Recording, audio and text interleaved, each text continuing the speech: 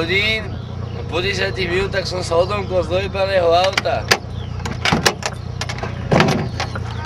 Idete sa pozrieť. Bezpečnostná ochrana. Potrebujete krížový šrobovák a normálny šrobovák. Vyše sa už otvoril! Hezky! Už je venku moc fajné. Moc fajné. Jaký otlačený ako.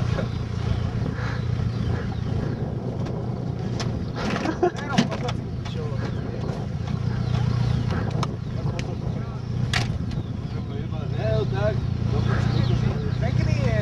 Do koša. Ide! Prestaň! Áno, vítam vás pri našej novej tuningovej relácii, tuning na plný plyn. Zdravím vás, jaký máte vúz? Ja mám Lada. Lada koľko? Lada 03. 0,3 není to trochu moc? Nie, to je akurát, lebo Akurát? 0,1 je málo a 0,5 je moc. Ide to jak bola do... Tak jak dve bula. Tak jak dve bula? Lada není náhodou vada. Lada není vada, Lada je Lada. Kokot, napíš tam, že vada. Nejaké úpravy? Mám oné dojebané tapacíry a zámky. Daj si pivo. Nechcem pivo. Neodomýká to? Neodomýka, nezamýka. To je výborné proti zlodejom. Áno, tam sa ani vlastný človek nedostane von. Výborné, máme tu ďalšieho účastníka zrazu.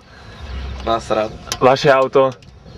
Hovno. Hovno? Potkan. Potkan? Jo, a lieči sa kanálmi. Ratlu. Výkon?